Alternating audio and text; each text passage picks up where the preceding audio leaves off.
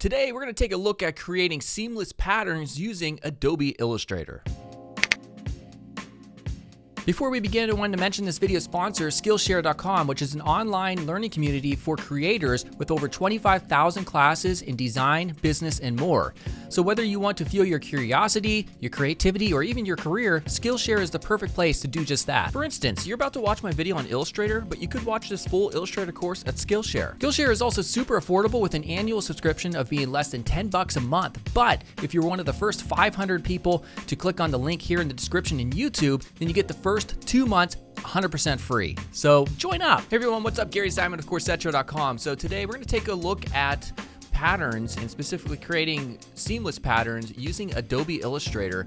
And these can be used in the context of different website backgrounds or backgrounds for parts of your UI elements on websites, or also in your general graphic design projects such as poster design or print design or packaging design, whatever.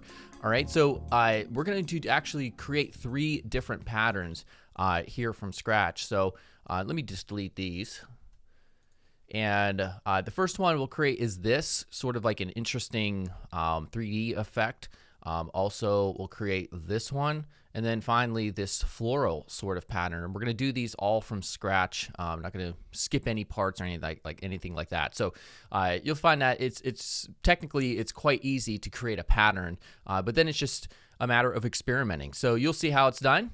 Make sure to subscribe if you haven't yet, and let's get started. All right, so in Illustrator, we'll click Create New here. And just for the width and height, I'm just going to choose something like 500 by 500 pixels. Hit Create. All right, and I'm going to go to View. We're not going to snap to anything, so make sure those are all snap tos are deselected, and we'll be good to go. So the first thing is just come up with an idea, some sort of shape that you want to work with and you want to start, making a pattern out of. You can always adjust it afterwards too. So I'm just going to start like right here. I'm just going to hold Shift, and I'm just randomly placing this line here. So we just have, again, it may not even be even. I don't even care like if these are even. You can use the grid if you want. You can show the grid if you want them to be perfect. Actually, let's just do that real quick. We can go to View, and we'll go to Show Grid.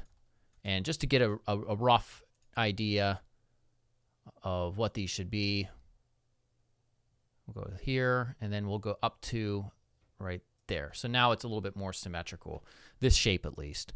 So now I'm going to hide the grid. And at this point, we can go to Window, and we go to Pattern Options, click on the menu, and then select Make Pattern.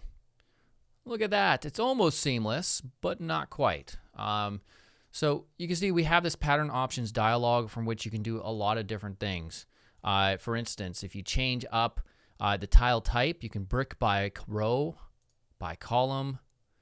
You can do by or hex by column. And look at that. That's almost perfect there. And it's just kind of altering how the pattern will behave. You already see some cool patterns coming up with this just from a simple shape like that. But we're just going to go to Grid to keep things simple. We can also do stuff like scale tile to art by checking that on. And like if we want this to maintain the aspect ratio, we click this little link here and say we want to move the horizontal spacing to like 50 pixels.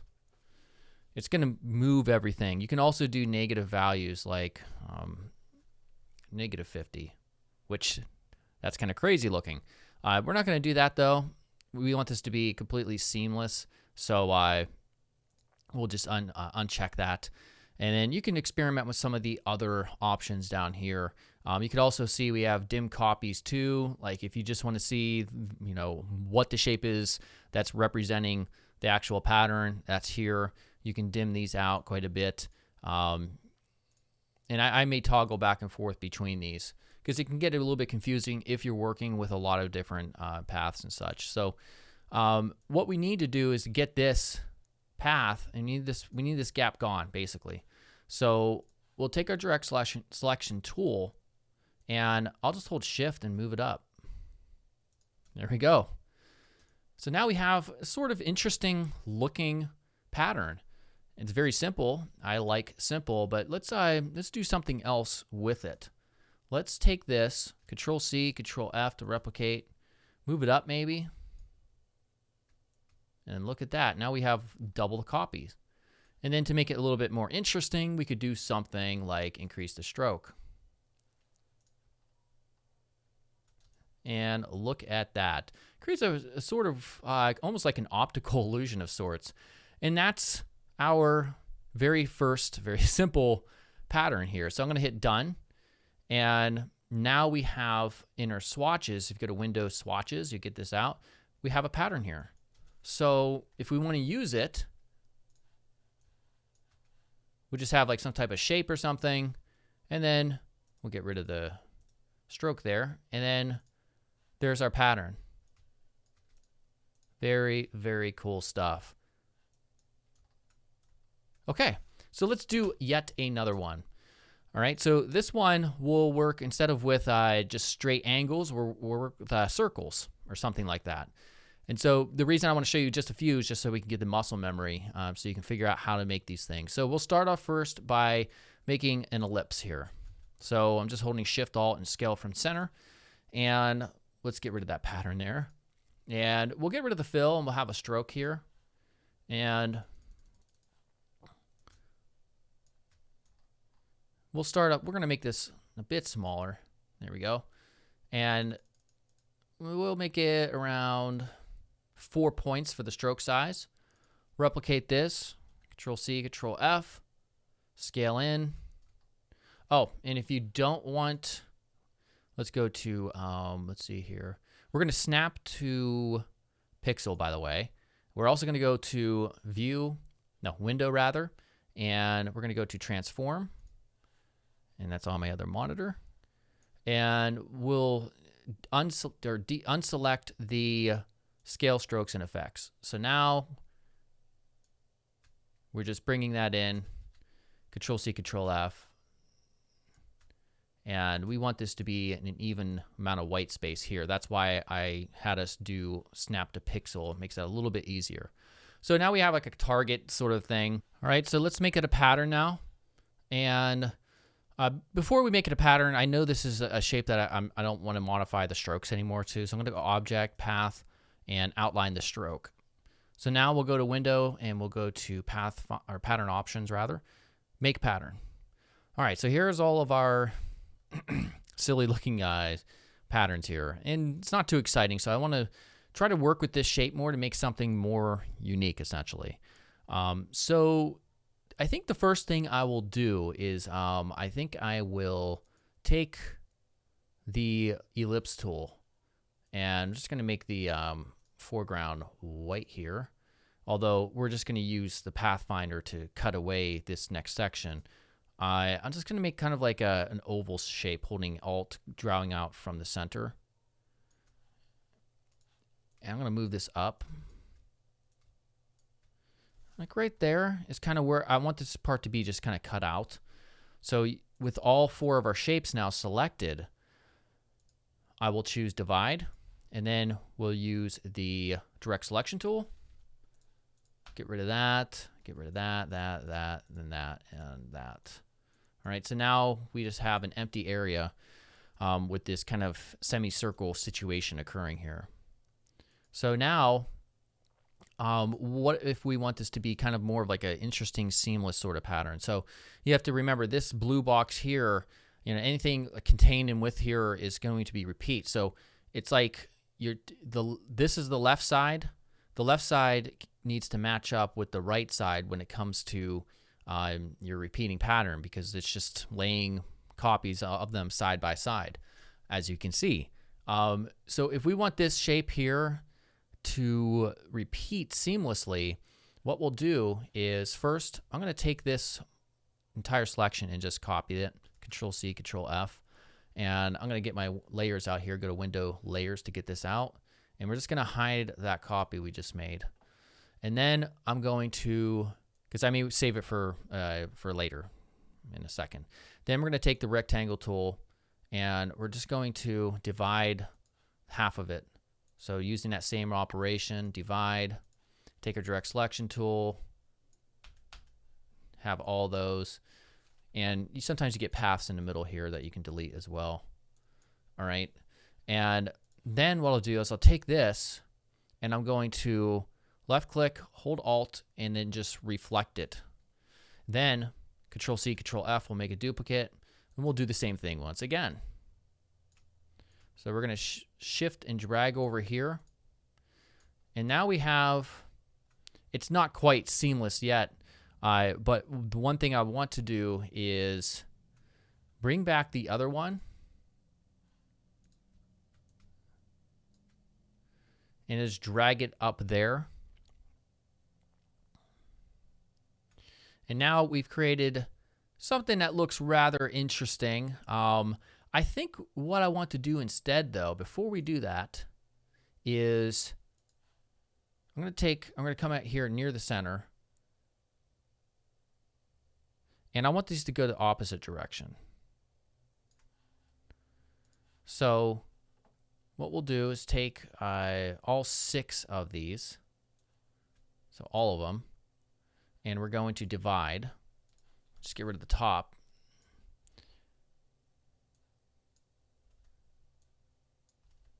Oops, don't want to do that.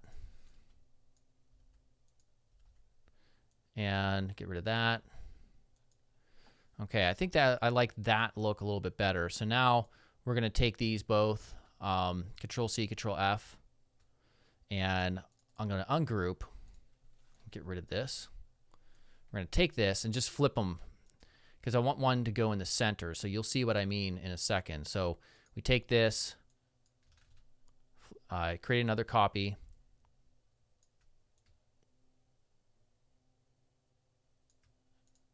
Actually, instead of doing that, what I'll do is take this and then Control C, Control F, right click. We will transform and reflect vertical. And if it's not matching up right, because we have snapping on, we can go unselect snap to pixel and then just drag that in. All right, so now we can experiment with the placing and the positioning of these elements.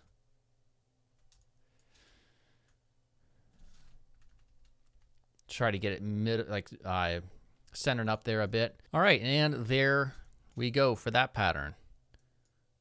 Okay, so now we have 2 patterns here that we can now use as a part of our projects. All right, so let's do one final pattern here, and we'll do a floral pattern. In order to do this, we're going to make a brush, and I learned this technique from a different YouTube channel, and I'm going to link it here in the description. So to make a floral brush, we're going to make a custom brush in order to do this. And so to do that, we'll take a ellipse tool here and draw out roughly right around that size.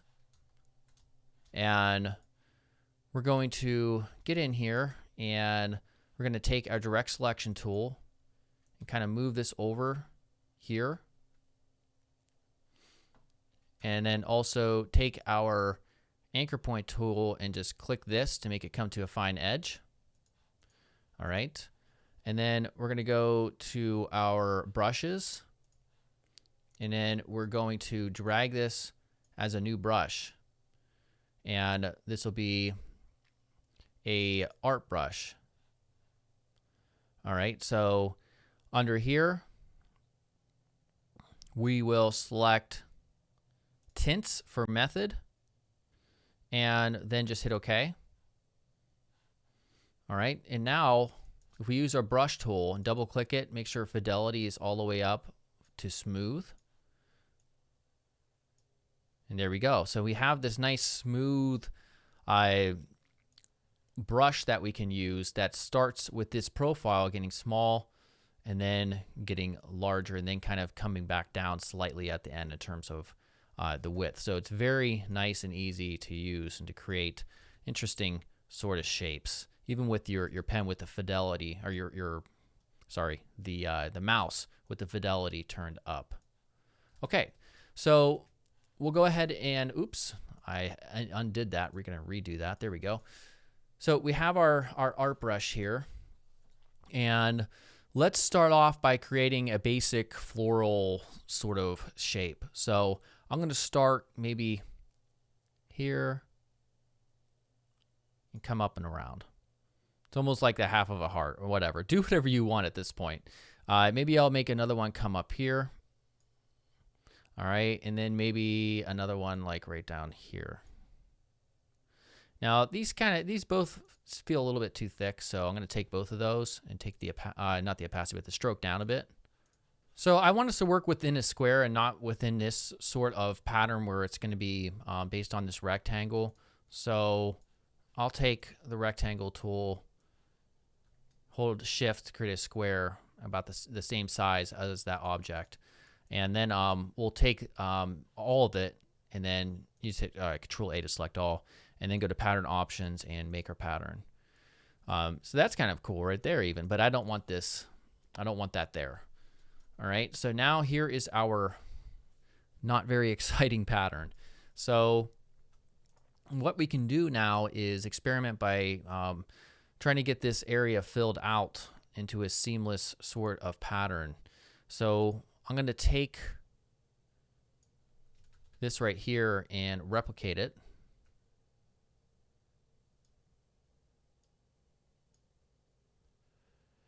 And we're going to experiment with shifting some different things in. So as you can see, we've already created a very interesting sort of pattern effect here. And we can even further take, for instance, let's see here, our brush tool, and we can perhaps fill out these areas with other patterns if it makes sense.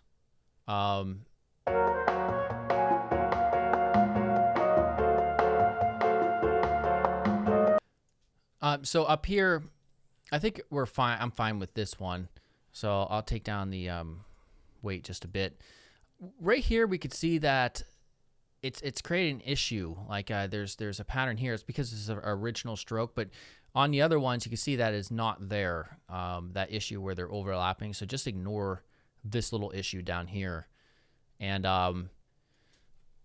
so now we can do any number of other things with this. So let's take our brush tool and try to fill this out maybe a tad bit more.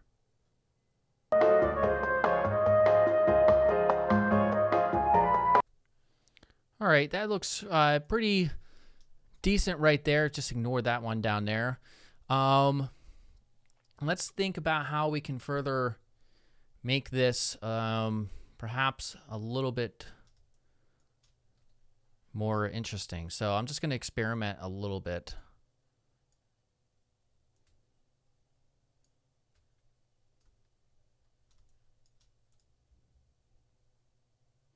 All right, so I've taken everything and just scaled it to make it look a little bit more seamless. Again, ignore that down there. I'm going to try a couple other things here.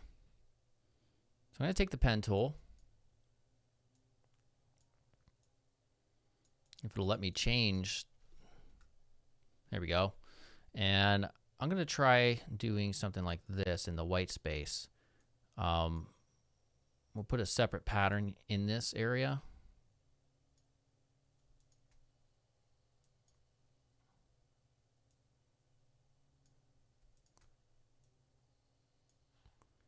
All right, I'm going to get rid of the stroke.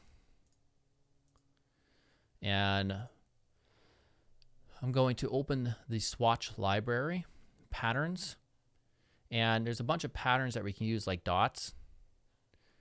So for instance, being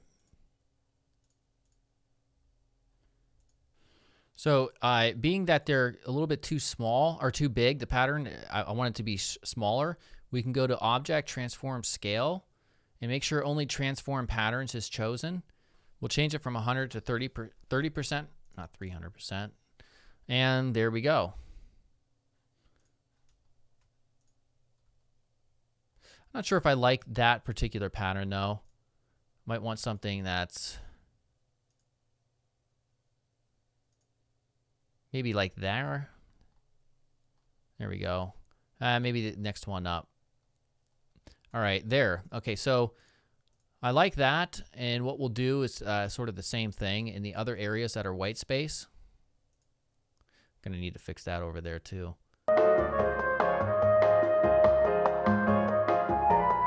All right, and there we go. Here is our pattern. So we hit done. One thing that, yeah, we do want to adjust here, it says patterns contains active content like symbols, effects, plugin groups, nested patterns, which is what we have. So you're going to make sure if you take everything, first we can go to path, we'll outline, stroke, and then also object and expand. And so hit OK. And let's see if we can get away with it there. So now we'll hit done. We'll get this. And for our stroke, let's get rid of that. And now we can experiment with this. Here's our patterns now. So here's the 3 patterns that we just made.